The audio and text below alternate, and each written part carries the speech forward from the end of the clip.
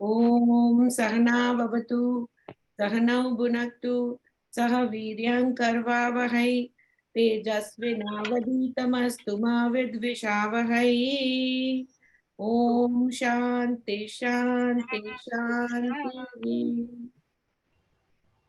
हरिओम माता जी, कैसे हो? नमस्कार। बिल्कुल ठीक। हरिओम बुआ। बढ़िया। हाँ, थैंक यू भाई, थैंक यू। भैया बुला रही है। हाँ। ठीक है। कोरोना वो देख मास्क लगा के खड़ा हुआ। भगाया नहीं कोरोना को अभी। नहीं है तो नहीं, बस वो एक करने वाली बात। एक दिन खांसी हुई थी, बस ठीक है। टेस्ट करा लेंगे। ठीक। चलो चलो शुरू करते हैं बेटा। 59 है। हाँ जी। संयम ठीक है ना? हाँ सेम। विषः विनिवर्तन्ते निराहारस्य दिहानः रसवज्रं रस्य अपि अस्य पदं दृष्ट्वा निवर्तते. Sense objects, except the fancy for them, drop off for a person who is not enjoying them. His fancy also drops off after seeing the Supreme.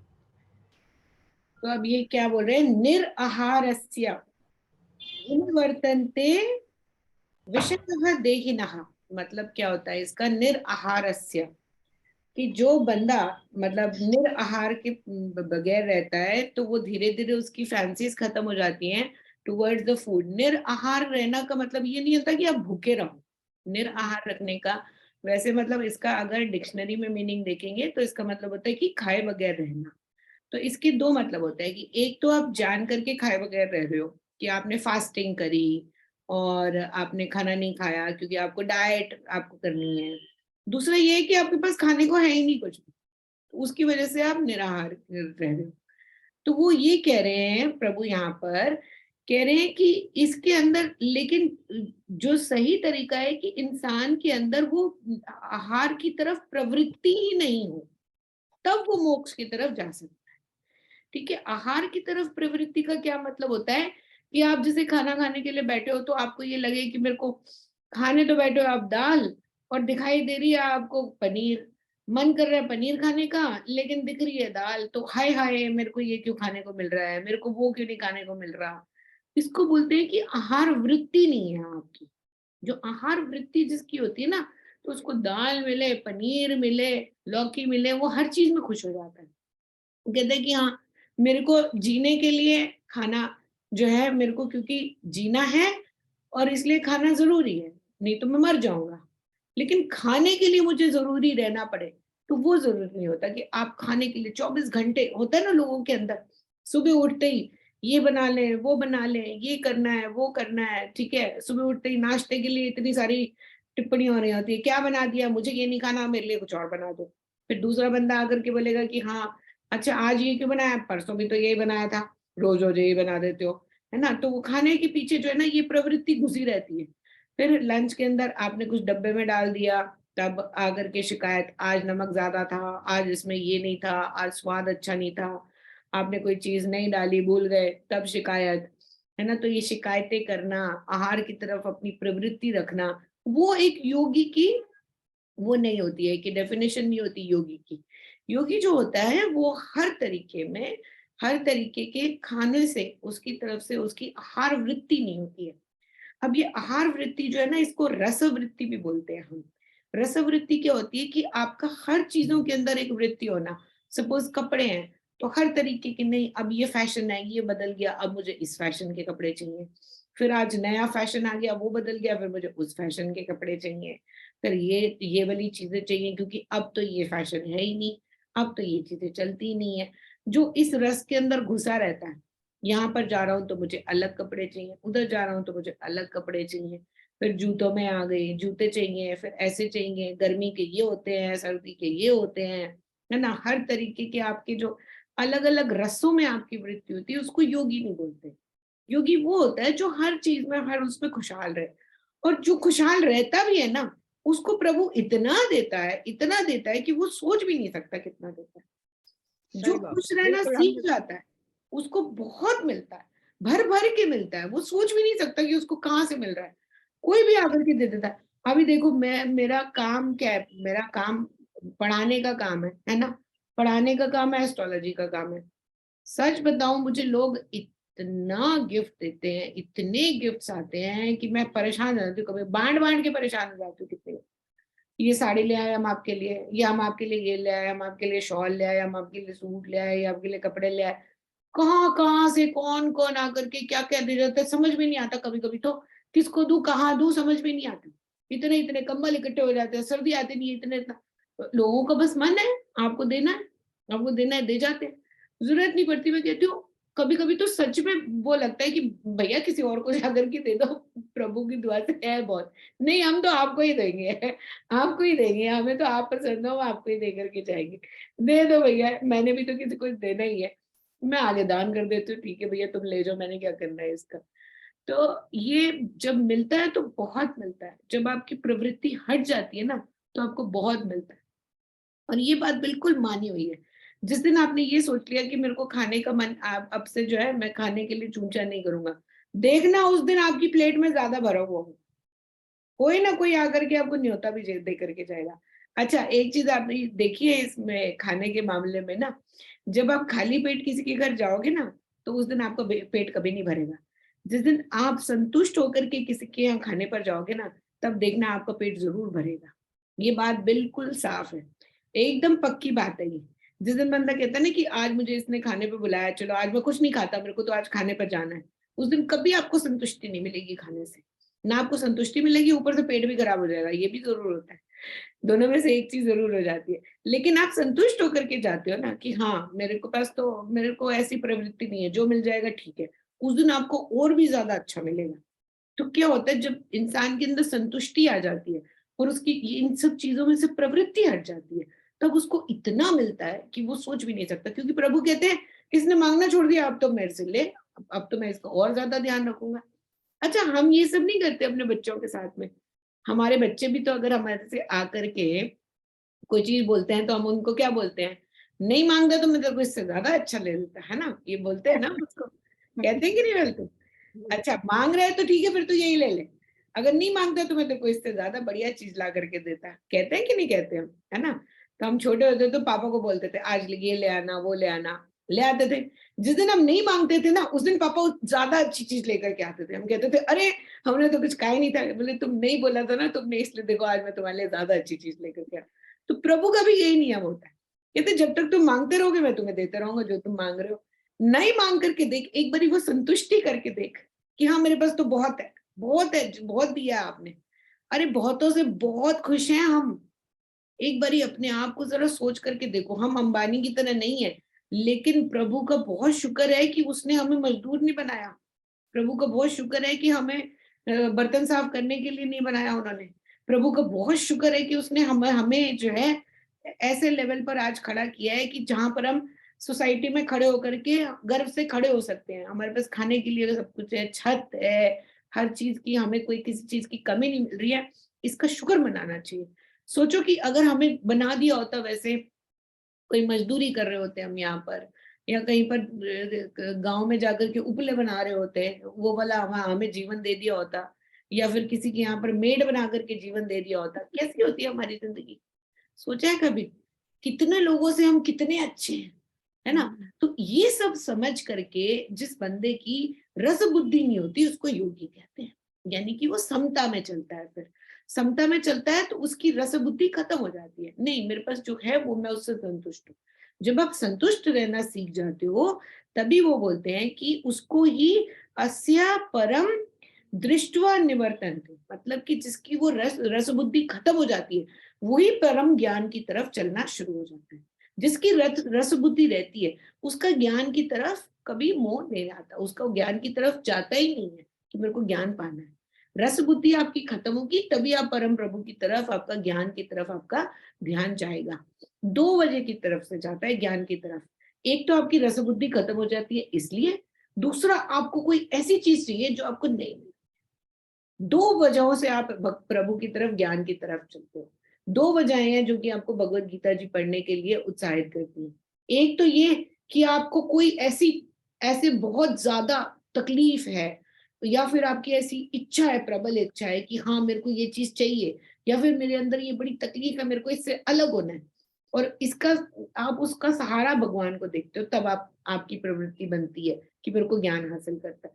दूसरा तब बनती है जब आपकी संसार में से रस बुद्धि हट जाती है कि मेरे को तो रस चाहिए ही नहीं, मेरे को रस की तरफ ध्यान रखना ही नहीं है, जो खाने मिल जाए, जो पहनने मिल जाए, जो जैसे रहने मिल जाए, मैं उसमें खुश हूँ। जिस दिन आपका वो आपकी बुद्धि हो गई, फिर आपका ज्ञान की तरफ वो बढ़ता रहता है। तो उसका मतलब यही है कि अस्य परम दृष्ट्वा निवर्तन्ते, का मतलब यही है जिस समय आपकी रस बुद्धि खत्म हो जाएगी तब आप प्रभु की तरफ चलना शुरू कर दोगे। ठीक है, चलो नेक्स्ट देखते हैं 60th वर्स। यतातः हि अपि कौत्यं पुरुषस्य विपश्चितः इन्द्रियाणि प्रमथीनि हरति प्रसम्भः मनः. O Arjuna, indeed the powerful sense organs forcibly carry away the mind of even a wise man who is striving. अब वो क्या कह रहे हैं, यतता ही अपि कौन्तेय, कौन्तेय ओ कुंती के पुत्र, तो अब ये समझ कि ये जो दुनिया की जो फैंसीज है ना, ये जो है ये सेंस ऑर्गन्स क्या होते हैं हमारे, आपने कोई चीज देख ली तो अब मन कर गया ये तो लेनी है ना, कोई चीज कानों से सुन ली तो अब मन कर गया कि अब तो ये लेनी ही है, अब तो कंट्रोल नहीं रहता हमारा सेंस ऑर्गन्स के ऊपर। कोई चीज खा करके देख ली, हाय अब तो मन कर रहा है ये तो मेरे को बनानी है, या मुझे ये तो खानी है, ये तो मुझे ऑर्डर करना ही है। तो ये क्या होता है, ये आपका सेंस ऑर्गन्स के ऊपर कंट्रोल नहीं होता तब। लेकिन जिसका सेंस ऑर्गन्स के ऊपर कंट्रोल आ गया, अरे आ रही है समोसे की खुशबू लेकिन नहीं मुझे नहीं खाना जिसको ये समझ में आ गया, आ रही है कानों में, समझ सुनाई दे रहा है, लेकिन फिर भी मुझे ये चीज नहीं चाहिए, टेस्ट आ गया लेकिन फिर भी मेरे को नहीं खाना है, मेरे को मन नहीं कर रहा है ना। तो जिसका ये कंट्रोल आ जाता है अपने सेंस ऑर्गन्स के ऊपर, उसको योगी कहते हैं। योगी वो नहीं होता जिसने कि सुन लिया देख लिया और उसकी प्रवृत्ति उसके अंदर ही घुस गई कि हाय अब तो देख लिया, अब तो मुझे चाहिए, अब तो चाहे कुछ भी हो जाए मुझे चाहिए। देख लिया किसी हीरोइन को कुछ पहने हुए, अब तो मुझे ऐसे ही कपड़े चाहिए, चाहे जो मर्जी करना पड़ जाए, करना पड़े, मेरे को तो चाहिए। छोटी छोटी चीजों के लिए ना हम अपनी पूरी लाइफ बर्बाद कर देते हैं, पता है। एक एक छोटी छोटी चीज, आप क्या आईफोन 14 ले लिया नया, ठीक है, नया आईफोन 14 लेने के लिए फिर आप उसकी किस्तें भर रहे हो हर महीने की, आपकी जो इतनी मेहनत की कमाई है वो कहाँ जा रही है? कभी सोचा है हमारी मेहनत की कमाई कहाँ जाती है सबसे ज्यादा? या तो उन चीजों में जाती है जो टूट फूट के अलग हो जाएंगी, या फिर कल आप उनसे उचका जाओगे, आप बोलोगे कि अब मेरा मन नहीं है, अब तो मैं बोर हो गया, उन चीजों में जाती है। आज आपको वो चीजें अच्छी लग रही हैं, मेहनत करके आपने खरीदी, कल आप बोलोगे यार है नया मॉडल आ गया, मेरे को तो नया वाला चाहिए। ये दूसरी आपकी मेहनत की कमाई कहाँ जाती है? सुसु पॉटी बन के बाहर निकलती है। भैया आप जितना मर्जी अच्छा खाना खा लो, अगले दिन उसने सुसु पॉटी बन करके ही आपके शरीर में से बाहर आना है। आप घंटे लगा करके एक केक को सजा लो, 4 घंटे लगा करके आपने सजा दिए केक को, बनना क्या है उसमें सुसु पॉटी ही बनना है। आपकी सारी मेहनत की कमाई कहाँ जा रही है? या तो उन चीजों में जा रही है जो कि टूट फूटने वाली है और अगले कुछ समय के बाद में आपको वो चीजें फिर बोरिंग लगने लगेंगी, या आपकी मेहनत की कमाई जा रही है आपके सुसु पॉटी में निकल करके चली जाएगी, खत्म हो जाएगी, या फिर आपकी मेहनत की कमाई ऐसे ही लोगों के साथ जा रही है जिसका कोई एंड ही नहीं है। दोस्तों पे आपने उड़ा दिया, अपने रिश्तेदारों पे उड़ा दिया, कुछ मिलने वाला उससे? कुछ नहीं मिलने वाला। आपने शादियों में जाकर के उड़ा दिया। एक बंदे की शादी होती है, खर्चा हमारा हो रहा होता है। एक रिश्तेदार की शादी है, जाने के लिए आप वहां पर सूट भी लोगे, गहने भी लोगे, पार्लर भी जाओगे, इतनी लंबी चौड़ी आपकी लिस्ट हो जाएगी, ठीक है। वो आपने इतना सारा खर्च कर दिया किसके लिए? एक रिश्तेदार की शादी में जाने के लिए। अपनी इतनी मेहनत की कमाई आपने खर्च कर दी 2 घंटे जाकर के वहां पर नाचने के लिए। क्या नहीं, क्या इसको जरा ध्यान से सोच करके देखो, कोई मतलब की बात है ये? बेतुकी बात है ये, बिल्कुल सेंसलेस बात है एकदम। अरे जाना है, किसी ने बुलाया है, जरूर, सबसे पहले तो जरूरी नहीं है हर जगह पर जाना, हर बंदा आपको बुलाएगा हर जगह पर जाना जरूरी नहीं है। जाना, योगी वही होता है जो कि वहां जाता है, केवल उन्हीं जगहों पर जाता है जहां पर उसकी प्रशंसा की जाए, या फिर उसके होने का एहसास हो, दूसरे बंदे को ये लगे कि अरे हम तो कृतज्ञ हो गए कि आप हमारे घर में पधारे हो। योगी वहीं जाता है, ये नहीं कि उसने बुला लिया तो मेरे को जा करके वहां पर नाचना गाना है, नहीं। और जब आपकी प्रवृत्ति ईश्वर में बढ़ जाती है तो ये सारी चीजें ना अपने आप छट छुट के निकल जाती हैं आपकी लाइफ में से। रिश्तेदार निकल जाएंगे, ये पार्टियां शादियां सब निकल जाएंगी, ये सब धीरे धीरे सब अलग होता जाएगा। जो लोग आपको पसंद करते हैं, जो ज्ञान के मार्ग पर हैं, वही लोग आपके साथ साथ चलते रहेंगे। ये बात बिल्कुल सत्य है। और ये सब ना छट जाएगा अपने आप ही। जैसे हम उसको वो छांटते नहीं है, क्या नाम है, अन्न को देखा है उसके ऊपर डालते हैं, उसको क्या बोलते हैं, छलनी को क्या बोलते हैं, छाछ छाछ छाछ। छाछ, हाँ। वो डालते हैं, उसमें से हवा आती है और वो सारा का सारा उसका जो छिलका होता है वो निकाल के ले जाती है ना, अलग हाँ। कर देती है। और खाली अन्न का अन्न रह जाता है, अन्न हमारे खाने के काम आता है। बाकी उसके अंदर से जो छिलका विलका सब वो उड़ा करके ले जाती है अपने आप ही। ऐसे ही जब आप ज्ञान के मार्ग पर आते हो तो आपके अंदर की जितनी भी ये प्रवृत्तियां हैं जो कि सब आप, गंदगी निकल जाती सब निकल जाती है, एकदम प्योर रह जाता है, प्योर बिल्कुल। है। हमारी लाइफ पता है कैसी है, पानी की बोतल है, पानी की बोतल में आपने बहुत सारी मिट्टी डाल दी, आपने जोर से हिलाया उसको। जब जोर से हिलाओगे ना तो वो पानी की बोतल कैसे लगती है, गंदी लगती है, लगती है कि नहीं। हमारा जीवन ना उसी में ही चल रहा है, कभी स्ट्रेस है, कभी दुख है, कभी आपको लगता है सुख है, कभी लगता है कि दुख है, कभी आपको लगता है इतनी स्ट्रेस है, कभी इस पैसे आ रहे हैं नहीं आ रहे, रुक गए तब स्ट्रेस हो गई, ज्यादा आ रहे हैं तो ये समझ में नहीं आ रहा है इनको यूज कैसे करो, रिश्तेदार आ रहे हैं घर में तो स्ट्रेस हो गई, कोई नहीं आ रहा तो मैं बोर हो रहा हूँ। ये आपके ना वो गंदे पानी की बोतल की तरह हो जाती है लाइफ।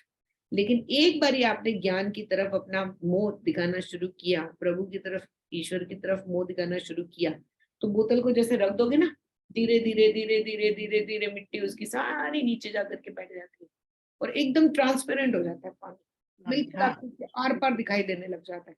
बस वही स्थिति हो जाती है आपकी। जब आपने प्रभु की तरफ अपना ध्यान लगाया, जैसे ज्ञान की तरफ अपना ध्यान लगाया, आपको आर पार सब कुछ दिखाई देना शुरू हो जाएगा कि मेरे मेरे जीवन का लक्ष्य क्या है, मुझे क्या चाहिए और मेरे लिए क्या अच्छा है।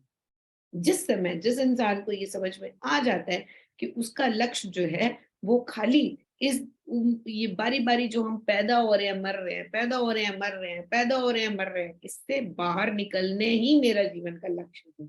जिस दिन उसको ये बात समझ में आ जाती है तब ही उसकी लाइफ जो है वो यूजफुल बन जाती है।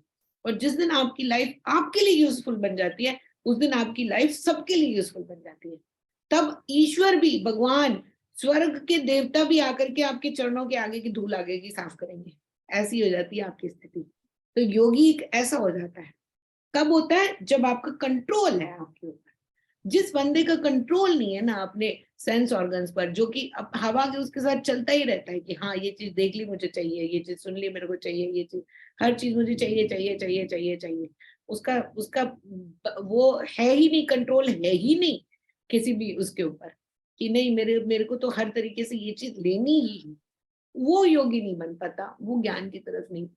और जो ज्ञान की तरफ नहीं बढ़ पाता, मोक्ष पाने का केवल एक ही साधन है, ज्ञान, और कोई साधन नहीं।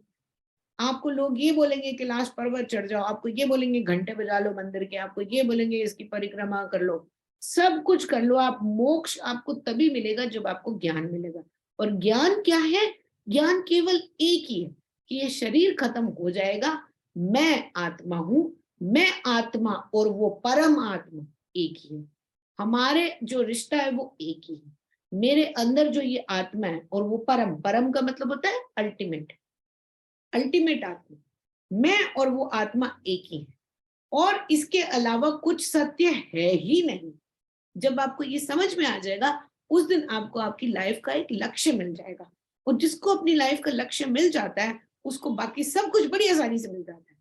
संसार की सारी वस्तुएं तो कुछ है ही नहीं उसके आगे।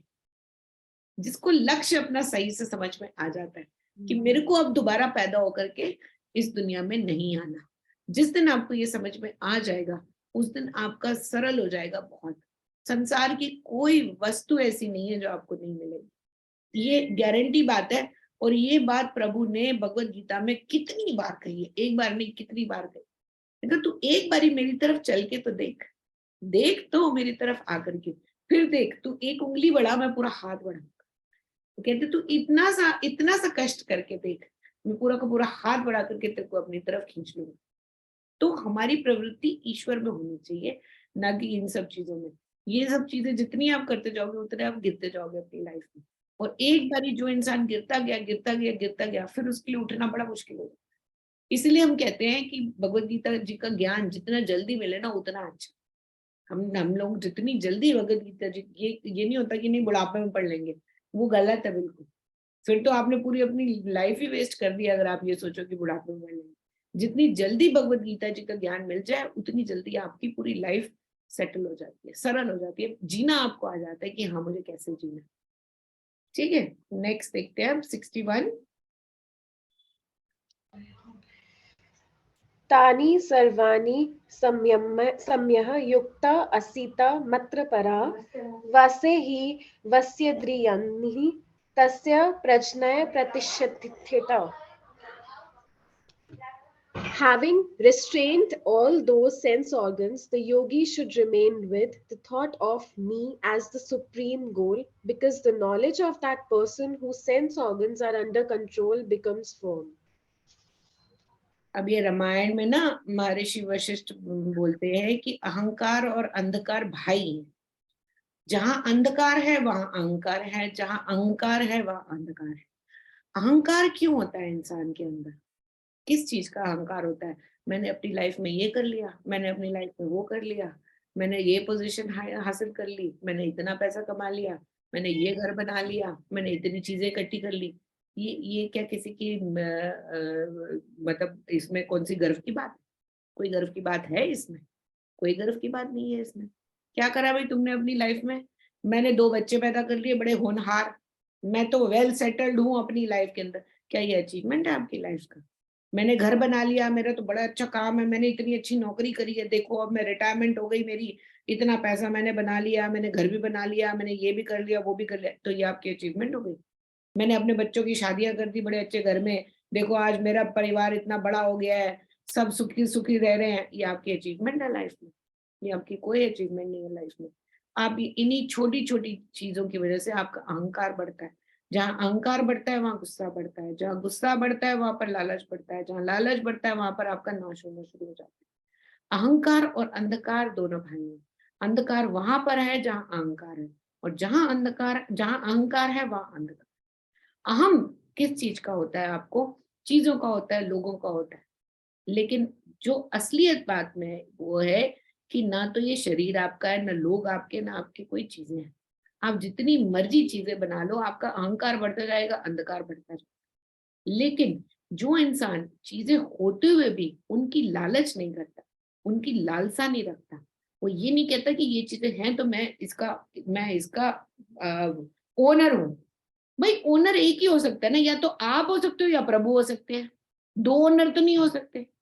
या तो इस पूरी सृष्टि के ओनर या तो आप हो। मैं इस चीज का ओनर हूँ। मेरे पास आईफोन 14 प्रो मैक्स है, मैं तो इसका ओनर हूँ। आप तो ये बोल रहे हो, ठीक है ना, ये मेरी चीज है। ये आपकी चीज हो गई या ये प्रभु की चीज हो गई? किसकी हो गई है? या तो ये आपकी है या प्रभु की है। नहीं, ये तो मैंने अपने पैसों से खरीदा, ये तो मेरी है। तो क्या आप अपने आप को इसका स्वामी मान रहे हो? लेकिन हम सबका स्वामी कौन है? हम सबका स्वामी तो ईश्वर है। भाई मैं अगर कह रहा हूं कि मैं इस चीज का स्वामी हूं, तो हमारा भी तो स्वामी है ऊपर। तो यानी कि जब हमारा स्वामी वो है तो ये उसी की हुई ना, हमारी कैसे हो गई? तो हम सब कौन है? हम सब तो उनके बच्चे हैं। तो हमारी जितनी भी चीजें उनका स्वामी तो वही है, हम तो उनके स्वामी हो ही नहीं सकते। तो भाई अहंकार कहां से आ गया फिर? अहंकार किस बात का आ गया? जब हम बच्चे उसके हैं, स्वामी वो हमारा है, तो हम तो किसी के स्वामी हो ही नहीं सकते। जब आप अपने आप को स्वामी मानते हो यानी कि आप उसको स्वामी नहीं मानते, और उसको बोलते हैं अंधकार। जहां पर आपको ये पता चले कि हाँ वो तो कोई है ही नहीं, मैंने ये कमाया, ये तो चीज मेरी है। आप एक कुत्ता खरीद के लाओगे 50,000 का, उसको दूध पिलाओगे बड़े प्यार से, गली के कुत्ते को आप देखोगे भी नहीं उसकी तरफ। वो बीच में आ भी रहा है तो आप अपनी साइकिल चला दोगे, उसके ऊपर गाड़ी चला दोगे, बोलोगे यार क्या हो गया, ये तो गली का कुत्ता है, गंदा है, ये मैंने खरीदा 50,000 का, ये मेरा है। क्यों? वो चीज आपकी हो गई, आप उसके स्वामी हो गए। आपने अपने पैसों से खरीदी, आपका पैसा कहाँ से आया है? वो स्वामी तो हमारा वो है ना। तो जिसके पास चीजों का स्वामी होने का घमंड है वो तो अंधकार में जी रहा है। जिसने ये समझ लिया कि हम सबका स्वामी तो वो है, तो मेरा तो कुछ है ही नहीं, वो तो सब उसका ही है, जिसने वो समझ लिया उसका ये अहंकार खत्म हो गया। जहां अहंकार खत्म हो गया वहां अंधकार खत्म हो गया। और जहां पर ज्ञान की रोशनी आ गई वहां पर फिर अहंकार का कोई मतलब ही नहीं होता। अहंकार का तो कोई मतलब है ही नहीं ना फिर। भाई अहंकार तो आपका तब तक रहेगा जब तक आपको ये लगता रहेगा कि हाँ मैं ये चीजें बना रहा हूँ, अपनी मेहनत से बना रहा हूँ, मैं मेहनत कर रहा हूँ, मैं ये कर रहा हूँ, मैं वो कर रहा हूँ, सुबह सुबह उठ करके मैं काम पर जाता हूँ, मैं अपनी फैमिली को भी देख रहा हूँ। ये सब आपको अहंकार देती है। लेकिन जिस दिन आपने इसको ड्यूटी की तरह समझ लिया कि प्रभु ने तो मेरे को बनाया ही इसलिए क्योंकि मुझे ये करना है, जब आप ड्यूटी की तरह उसको समझ करके चलते हो तब आपका अहंकार नहीं रहता। अहंकार तो तभी आता है ना जो आपको उसको ड्यूटी की तरह नहीं समझते हो, है ना। तो हमने तो ये सोच लिया कि नहीं, अब देखो हमारे पिछले कर्मों का ही फल है कि हमें या तो स्त्री बना करके भेजा है या पुरुष बना करके भेजा है। पुरुष बना करके भेजा है तो आपके सामने वो चैलेंजेस आएंगे। रोज सुबह उठ करके दुकान पर तो जाना ही है, रोज सुबह उठ करके ऑफिस तो जाना ही है ना। तो हमारा धर्म क्या होता है, धर्म की परिभाषा जो है ना वो इतनी सी होती है बिल्कुल। एक औरत क्या करती है जब सबको खिलाने के बाद कहती है ना कोई बात नहीं जो बच जाएगा मैं खा लूंगी, ये उसका धर्म है। और आदमी जब सबको शॉपिंग कराने के बाद कहता है ना अच्छा थोड़ा बहुत बच गया तो मैं अपने लिए एक शर्ट खरीद लूंगा, ये उसका धर्म है। धर्म की परिभाषा इतनी सी है बस, केवल इतनी सी। और ये जो इतना सा जो हम करते हैं ना अपने परिवार के लिए, यही सबसे बड़ी चीज है। इसके अलावा ज्ञान तो कुछ है ही नहीं। जब औरत अभी देखा जूस निकाल रही होती है घर में लेडी, क्या करती है, सबसे पहले सबकी ग्लास भर देगी, जो बच जाएगा चाहे आधा बचे चाहे पौना बचे या एक पूरा ग्लास बचे, कहेगी बचा हुआ मैं ले लूंगी, पहले सब पी लें फिर जो बच जाएगा मैं ले लूंगी। यही धर्म है भाई, इससे बड़ा और कोई ज्ञान नहीं है, कोई धर्म नहीं। और आदमी जब ये कहता है अपना मन मार लेता है, चल कोई बात नहीं पहले इसको शॉपिंग करा दू, तू ले ले जो तेरे को लेना है, बच्चों को भी चल तू ले लो जो लेना है, मेरे पास क्या है, मेरे को तो ऑफिस से तो जाना है, कोई बात नहीं मैं ले लूंगा एक शर्ट बाद में बच जाएंगे तो ले लूंगा। बस यही धर्म है उसका। इतनी सी चीज होती है ये, लेकिन ये पूरा ज्ञान यही सिखा रहा है आपको, पूरा ज्ञान यही सिखाता है और कुछ नहीं सिखाता। धर्म यही होता है हमारा। तो इतना सा जो होता है जो आपका अपनी चीजों की तरफ, या फिर पहले सबका देख लूं फिर मैं अपना देखूं, एक तो ये चीज हो गई। दूसरा ये कि मैं तो किसी चीज का स्वामी हुई नहीं, स्वामी तो एक ही है हमारा। जो स्वामी वही है तो सब कुछ उसी का ही है, फिर ये परिवार भी उसी का ही है, इसको चलाना भी वही जानता है, मैं तो कोई हुई नहीं। जिस दिन आपकी बुद्धि में ये बात आ गई उस दिन आपका अहंकार भी खत्म हो गया, आपका अंधकार भी। तो प्रभु ये कहते हैं इस अंधकार और अहंकार के साथ में जो रहता है वो मुझसे बहुत दूर रहता है। लेकिन जिसने ये अंधकार और अहंकार से दूर रहना सीख लिया वो मेरे पास आ जाता है। तो अब यह मत परहा मतलब क्या होता है कि तुम साधक बनो। साधक कौन बनता है, जिसको कि मैंने ये शरीर दिया है और उसको पता है कि मेरे को अगर ये शरीर मिला है तो मेरे को जानवरों की तरह नहीं रहना। जानवर में और इंसान में क्या फर्क होता है, हमारे अंदर ये फर्क होता है कि हमारे अंदर सोचने समझने की एक शक्ति होती है जो ह्यूमन बींग्स वो जानवरों के अंदर नहीं होती है। जानवर को आप खाना दोगे वो क्या करेगा, मुंह खोलेगा खा जाएगा। हमारे सामने चावल, आपने चावल बनाए किसी जानवर के सामने रख दिए, मुंह खोल करके खा लेगा। आपने चावल अपने सामने रखे, आप क्या कहोगे, या इसमें थोड़ी नमक डाल दूं, चलो इसमें और नहीं चल दूध चीनी मिलाकर खीर बना के खा लूं, या फिर मैं इसमें थोड़ी सब्जी डाल दूं, या फिर इसमें दाल डाल दूं, इसको सब्जी के साथ खा लूं, दाल के साथ खा लूं, नहीं तो छौंक लगा लूं। सोचता है ना इंसान, ऐसे थोड़ी चावल उड़ा करके जानवरों की तरह मुंह में डाल देता है, नहीं डालता ना। सोच समझ करके कहता ना चलो इसके साथ कोई चटनी ले लूं, अचार ले लूं, या ये ले लूं, छौंक लगा लूं, इसका पुलाव बना लूं, दाल के साथ खा लूं, सोच करके करता है ना।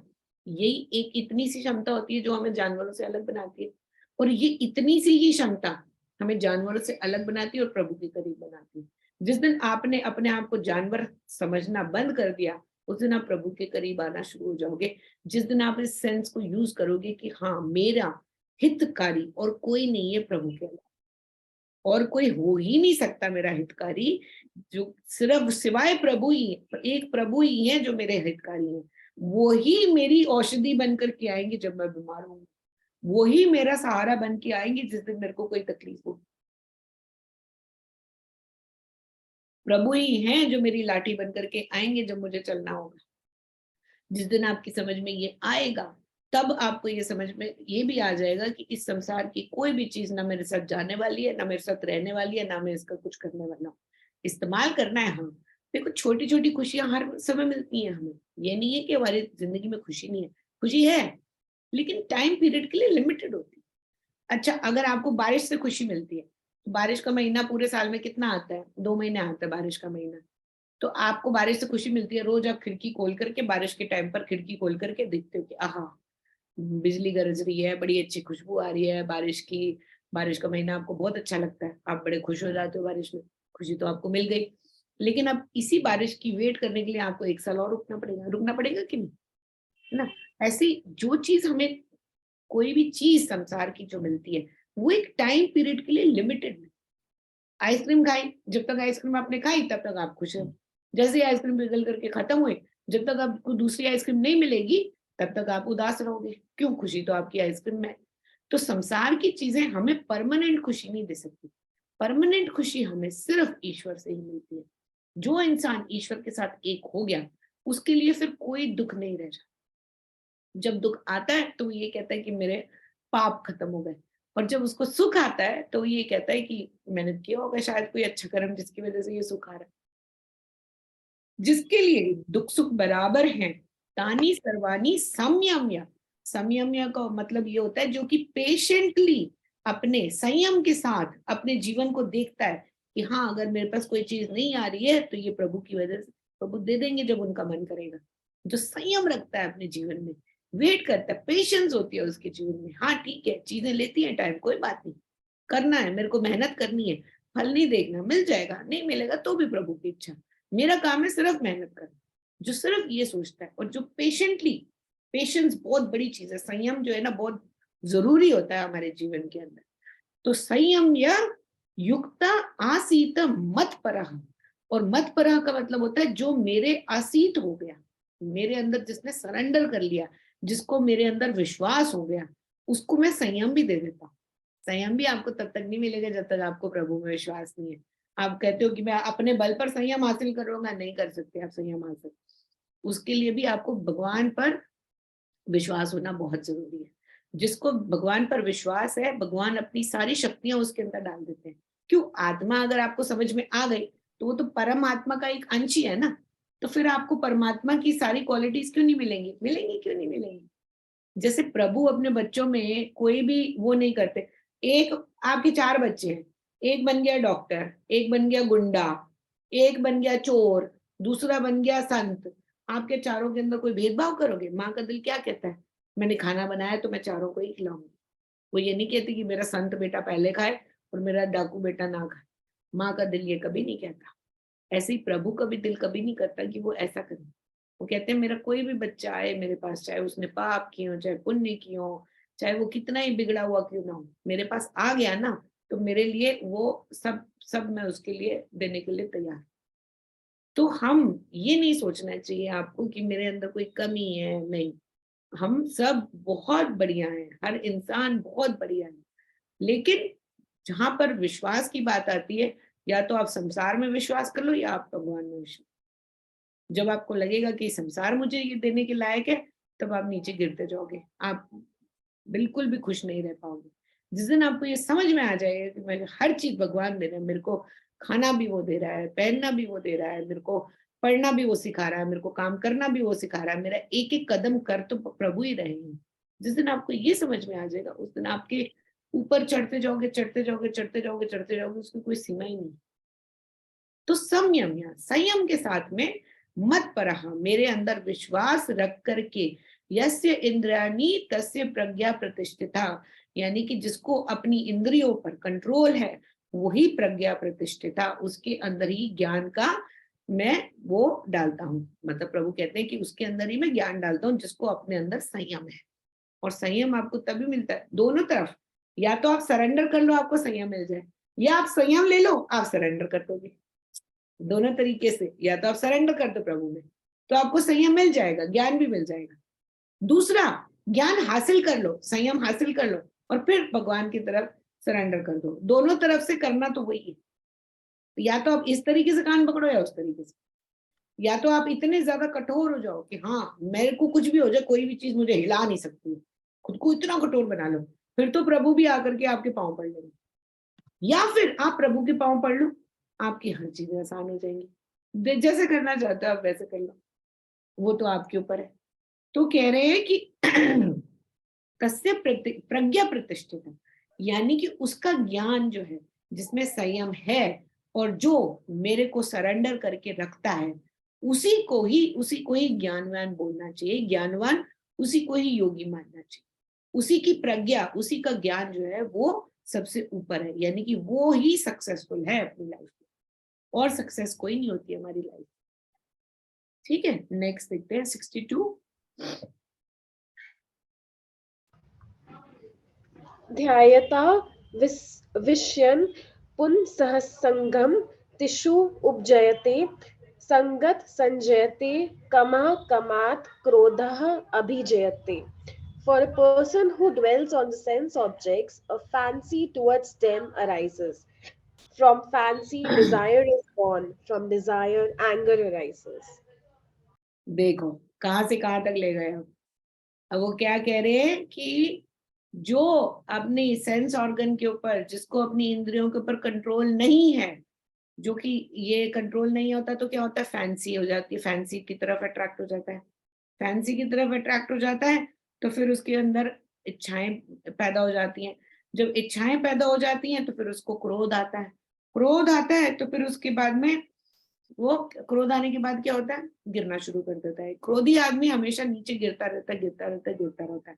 जिसने क्रोध, जिसको संयम मिल गया क्रोध पर अपने, वो ऊंचा उठना शुरू हो जाता है। लेकिन क्रोध आने का कारण क्या है? सबसे पहले तो ये है कि आपको अपनी इंद्रियों पर कंट्रोल नहीं। जिसको अपने ऊपर कंट्रोल नहीं है, यानी कि उसको हर चीजों में ना कुछ ये लगता है कि मैं ये भी ले लूं, वो भी ले लूं, वो भी ले लूं, ये भी ले लूं। हर चीज उसको, इस संसार की जो माया है ना, ये बड़ी फैंसी है, बड़ा आपको लुप्त करती है बड़ी सारी चीजें। देखो हर चीज, हर रोज नई नई नई नई चीजें आती जा रही है हमारी लाइफ में।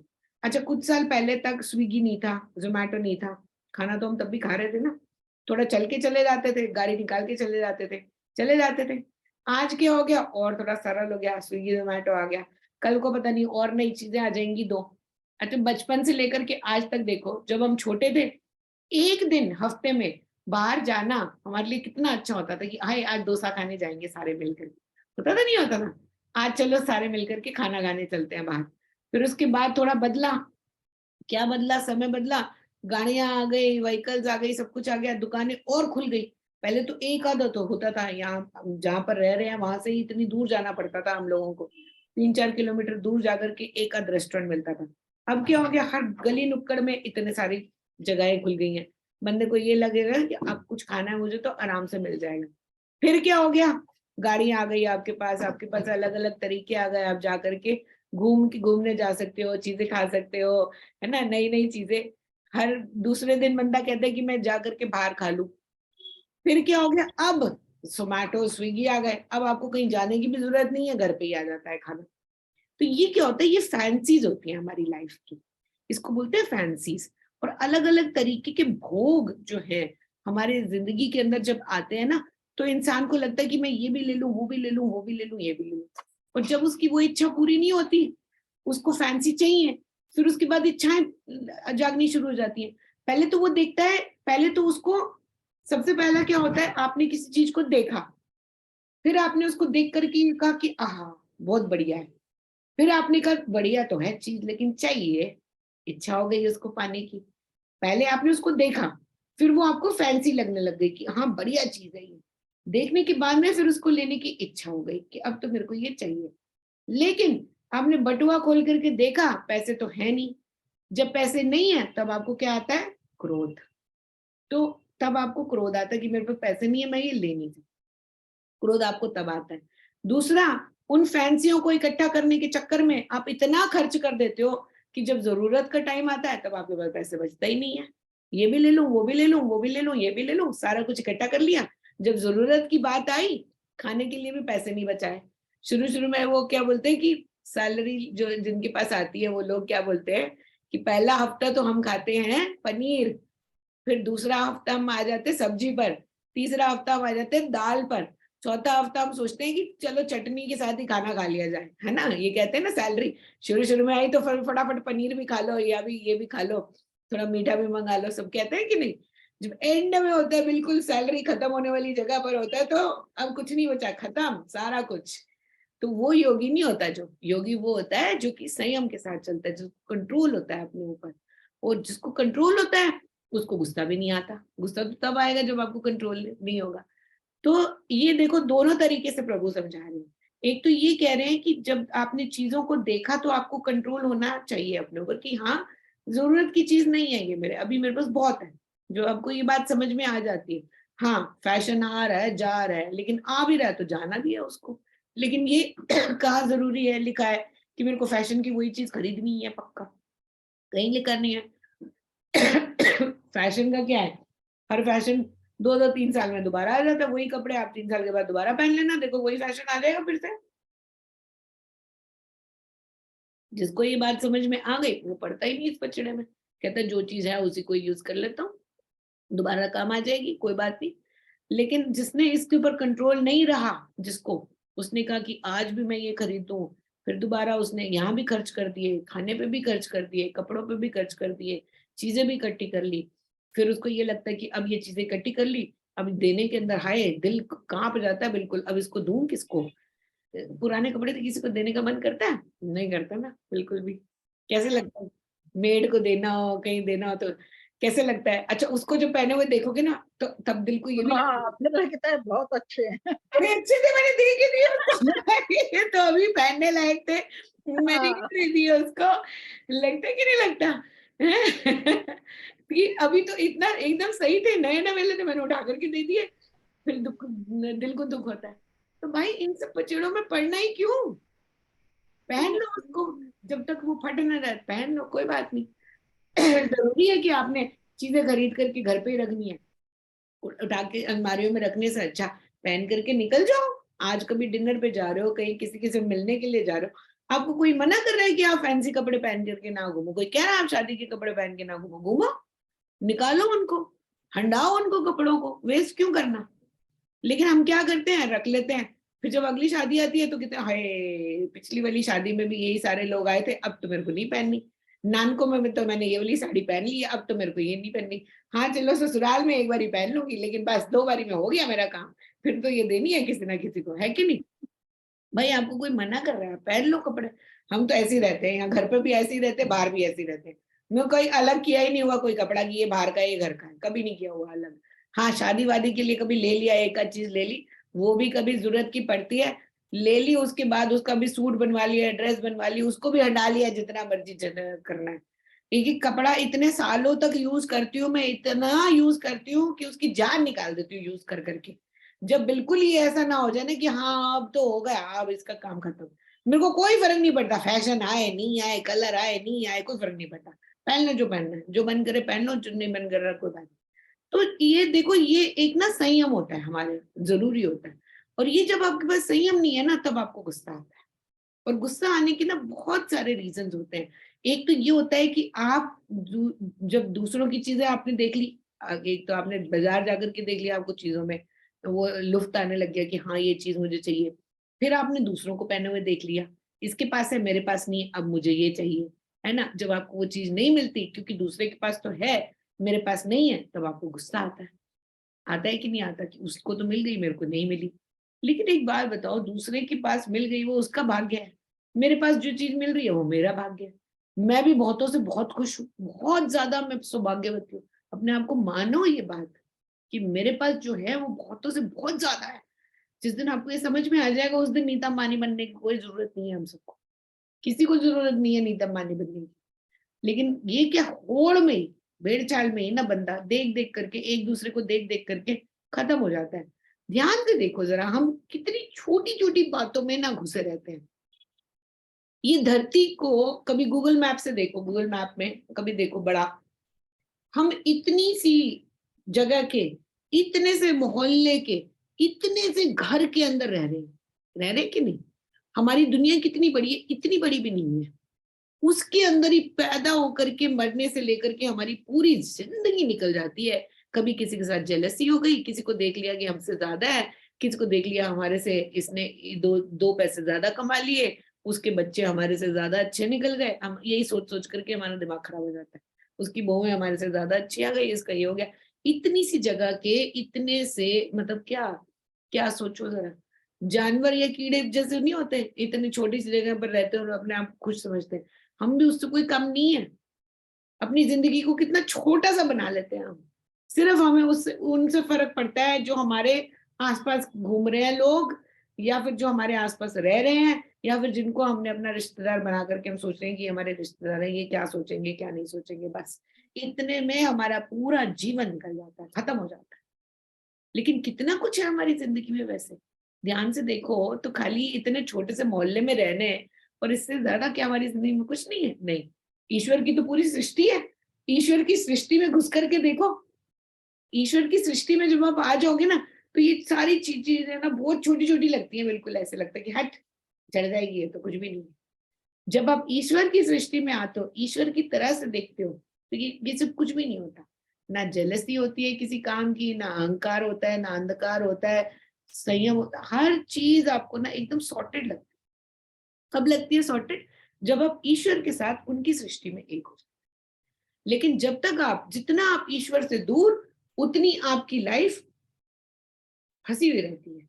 जितना आप ईश्वर के पास, उतने ही आपकी लाइफ जो है ना धीरे धीरे संभलती जाती है, संभलती जाती है, संभलती जाती है। ये क्या है? ये आप अपने आप देखोगे, क्योंकि प्रभु का रूल है। वो कहते हैं कि जो मेरी तरफ आ रहा है वो मेरी तरफ बनता भी जाएगा, क्योंकि है तो वो वही।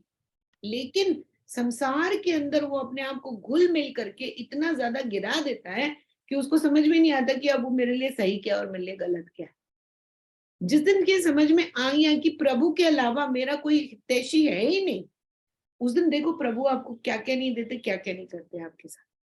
इसलिए परम पिता परमात्मा के साथ जो हमारा रिश्ता है, उसी को ही देखो, वही सबसे बड़ा रिश्ता है। जब आपको ये समझ में आ जाएगा, तब आपको इन सब चीजों में इंटरेस्ट ही खत्म हो जाएगा, अपने आप ही खत्म हो जाएगा। जैसे ही आपने प्रभु की तरफ चलना शुरू कर दिया, तब आपको इन सब चीजों में कि आज मैं ये नए कपड़े ले लूं, मैं नई चीजें ले लूं, इनमें इंटरेस्ट ही खत्म हो जाएगा। भोगों में इंटरेस्ट अपने आप धीरे धीरे खत्म होता जाएगा। उस दिन आपको लोगों के असली रंग भी दिखने शुरू हो जाएंगे। जैसी आपकी संगति बनती जाएगी, दुर्संगति से आप दूर होते जाओगे, वैसे वैसे आपकी लाइफ और निखरती जाएगी। सत्संग में जितना जाओगे, जितना अच्छे लोगों से के साथ में उठना बैठना शुरू करोगे, वैसे वैसे आपकी बुद्धि बदलती जाएगी। संसार की तरफ जितनी आपकी बुद्धि खत्म होती जाएगी, उतना आप ईश्वर के नजदीक आते जाओगे। जितना आप ईश्वर के नजदीक आओगे, संसार की जितनी भी ये कलेश हैं, मोह माया, इन सब से अपने आप दूर होते जाओगे। क्यों? ये उसका चमत्कार होता है, ये प्रभु का, ये हमारी लाइफ में उसका चमत्कार आता है। और ये चमत्कार हर समय हमें देखने को मिलता है। आज हम छोटी छोटी चीजों को देख करके क्यों हमारे अंदर कंट्रोल नहीं रहता, क्यों हम अपने को ये कहते हैं कि ये चीज मुझे मिल जाए, ये नहीं मिलेगी तो हमें गुस्सा आएगा, गुस्सा आएगा तो हम तोड़फोड़ करेंगे, तोड़फोड़ करेंगे तो हम अपनी लाइफ में और गिरते हुए चले जाएंगे। जिसका गुस्से पर कंट्रोल आ गया, वो अपनी लाइफ में ऊपर उठ गया। और गुस्से पर कंट्रोल तब आता है इंसान को, जब उसमें संयम होता है। संयम तब होता है जब उसको ये पता होता है कि मेरे लिए तो ईश्वर ही है और कोई नहीं। जब उसकी ये बात समझ में आ जाती है, तब उसको इन सब चीजों की जरूरत ही नहीं पड़ती, उसको किसी को दिखाने की जरूरत नहीं पड़ती, उसको शादियों में नाचने गाने की जरूरत नहीं पड़ती, उसको किसी को कुछ दिखाने की जरूरत नहीं। संयम में रहता है। देखो जितनी, अच्छा एक बात बताओ, हम सज धज के जाते हैं शादियों में, लेकिन सिर्फ वो इंसान सब पूछते हैं जो वही कपड़ों में आया हुआ था। अगर एक संत वहां पर पहुंच जाए सिंपल कपड़ों में, सारी शादी के सारे सजे हुए लोग जाकर के उसके पांव पकड़ लेते। क्यों भाई? हम सज धज के गए घर से अपने, है ना, गहने भी हमने नए पहने, साड़ियां भी हमने नई पहनी, सूट भी हमने निकाले, पांव हम किसके पड़ रहे हैं जाकर के? वो जिसने चवन्नी के कपड़े पहने हुए संत ने, बिल्कुल चोगे में आया हुआ एक कपड़े के अंदर, जाकर के हम उसके पांव पड़ते हैं। क्यों? क्योंकि वो प्रभु के सबसे नजदीक है। संयम है ना? तो जिसमें संयम है वो पूरी दुनिया पर राज करता है। हर इंसान ज्ञान के आगे, ईश्वर के आगे उसको सर झुकाना ही पड़ेगा, आज नहीं तो कल। और ये सत्य है। आप जन्म पे जन्म लेते जाओ, जन्म पे जन्म लेते जाओ। जिस दिन आपने ईश्वर का पकड़ लिया कि हाँ मेरे तो ईश्वर है, मैं प्रभु का हूँ, प्रभु ही मेरे है, मेरे अंदर भी वही है, बाहर भी वही है, उन्होंने ही मेरे को पैदा किए हैं, वही मेरा पालनहार कर रहे हैं। जिस दिन आपको ये बात समझ में आ गई और जिस दिन आप चीजों के साथ में सिंपल रहना सीख गए, आती हुई चीजें भी ठीक है, नहीं आएंगी चीजें तो भी ठीक है, तब आपका गुस्सा खत्म हो जाता है, संयम अपने आप आ जाता है। और जिस दिन संयम आना शुरू हो जाता है तब आपकी लाइफ जो है वो बहुत सरल हो जाती है। ठीक है, नेक्स्ट 63, विल सी 63। क्रोधात् भवति सम्मोह सम्मोहात् समृद्धि विभ्रमः स्मृति भ्रमसत् बुद्धि नाश्यत् प्रणश्यन्ति। From anger arises delusion. From delusion results the loss of memory. From the loss of memory results the loss of discrimination. Because of the loss of discrimination, he perishes. देखो, तो ये पिछले वाले श्लोक का आगे आना शुरू हो गया। पहले प्रभु ने क्या बोला कि जिसको अपने इंद्रियों पर कंट्रोल नहीं है वो माया जगत की तरफ खिंचा चला जाता है। खिंचा चला जाता है तो फिर उसकी तरफ से जो है इच्छाएं उत्पन्न होती हैं। जब उसकी इच्छाएं उत्पन्न होती हैं और उसको वो चीज नहीं मिलती तो उसका गुस्सा आता है। ठीक है, अब वो आगे उसके बता रहे हैं कि गुस्से से क्या होता है, अंधकार, डिल्यूजन। डिल्यूजन का मतलब होता है अंधकार। जब आपको गुस्सा आता है तो आपकी सोचने समझने की सारी शक्ति खत्म हो जाती है। गुस्से वाले आदमी को कुछ दिखाई देता है, आगे वाले का सर फोड़ रहा है, गाली गलौज कर रहा है, मार रहा है, पीट रहा है, कुछ समझ में आता है उसको? नहीं आता ना। गुस्से वाले इंसान के सामने तो कुछ नहीं है। जब बड़े से बड़ा इंसान भी आ जाए उसको तो कुछ दिखाई नहीं देगा, तो दिखाई देना उसको बंद हो जाता है। फिर क्या होता है, इस डिल्यूजन के बाद में लॉस ऑफ मेमोरी। आपने जो कुछ भी इकट्ठा किया होता है, सोचा समझा होता है, उसका नष्ट हो जाता है। लॉस ऑफ मेमोरी के बाद में क्या होता है कि लॉस ऑफ डिस्क्रिमिनेशन। तब आपकी सोचने समझने की बुद्धि जो है वो खत्म हो जाती है। और उसके बाद में प्रणश्यंती, यानी कि उसके बाद फिर आपका पतन होना शुरू हो जाता है। तो गुस्से से पहली बात क्या बोली उन्होंने कि गुस्से के बाद सबसे पहले आपके जीवन में आपकी जो ये दूसरा बंदा दिखाई नहीं देता, उसको आपको कुछ समझ में नहीं आता। जब गुस्सा आ गया एक बारी तो आपको कुछ अच्छा बुरा नया पुराना कुछ नहीं दिखाई देता। रिश्ता रिश्ता नहीं है, कुछ नहीं दिखाई देता।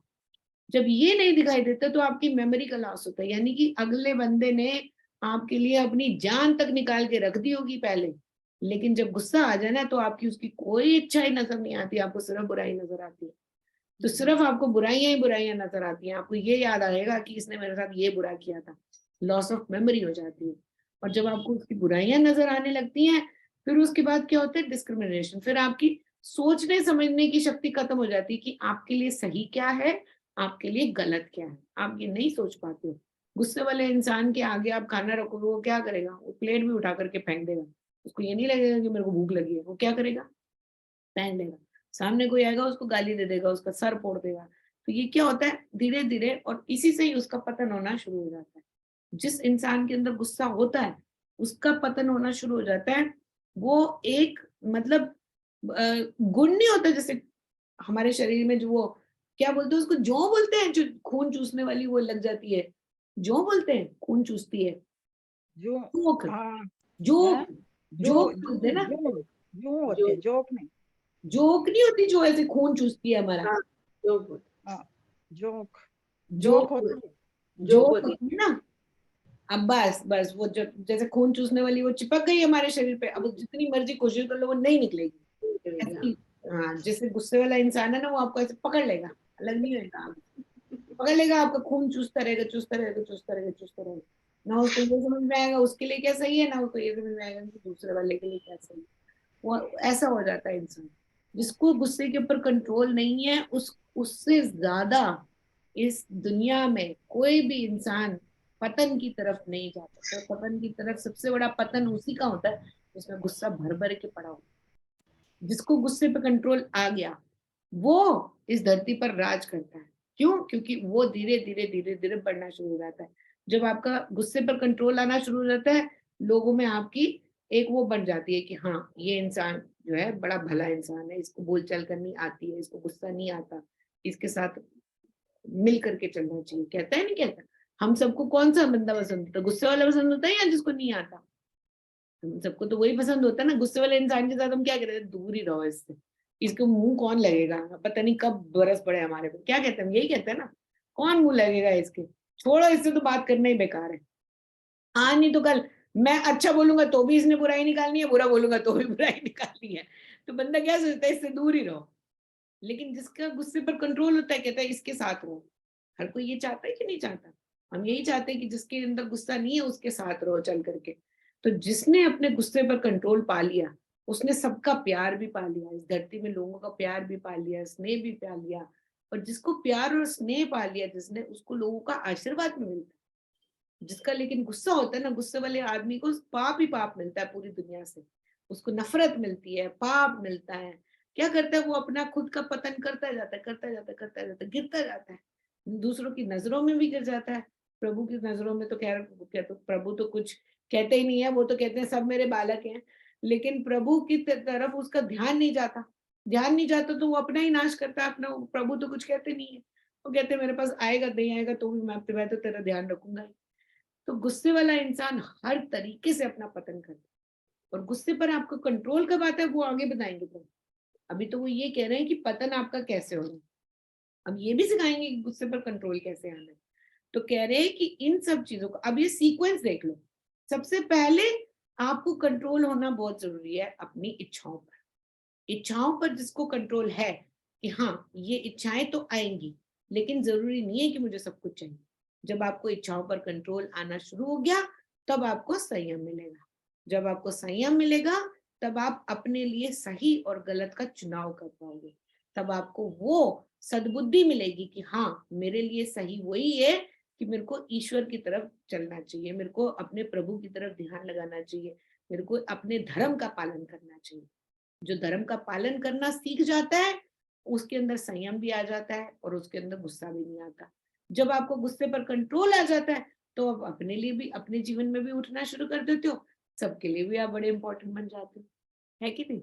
लेकिन जो इन सब से उल्टा जाता है, प्रभु ने वो भी बताया, जिसको कंट्रोल नहीं है, जिसकी इच्छाएं बिल्कुल इतनी ज्यादा है कि हर चीज चाहिए चाहिए चाहिए, नहीं मिलती तो उसको गुस्सा आता है। ये चीज मुझे नहीं मिली, फलाने के पास है मेरे पास नहीं है, जो भी है मेरे को चाहिए, हाय मेरे साथ ये क्यों नहीं हो रहा, फलाने के साथ तो ये हो रहा है, उसको नहीं आता तो फिर उसको गुस्सा आता है। मेरे को तो ये मेरी चीज मिल गई लेकिन दूसरे को नहीं मिली, मेरे को तो ऐसे मिल रही है उसको वैसे मिल रही है, फिर उसको गुस्सा आता है। तो ये कंपेयर जब करता रहता है ना अपने आप को इंसान दूसरों के साथ देख देख करके, तब उसको गुस्सा आता है। और जब उसको गुस्सा आता है तो फिर उसका पतन एकदम बहुत लिखा हुआ है कि उसका पतन तो होना ही होना है। गुस्से पर जिसका कंट्रोल नहीं है उसका पतन जरूर होगा, कायदे की बात है ये। तो आगे गुस्से पर कैसे कंट्रोल करना चाहिए वो प्रभु सिखाएंगे, वो हम अगली क्लास में देखेंगे। ठीक है, आज हम 64 से नेक्स्ट राग द्वेषा विमुक्ति ये वाला वर्स नेक्स्ट देखेंगे।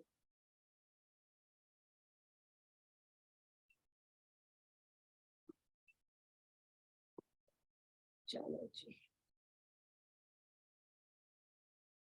ओम पूर्णमदः पूर्णमिदं पूर्णात् पूर्णमुदच्यते पूर्णस्य पूर्णमदाय पूर्णमेवावशिष्यते।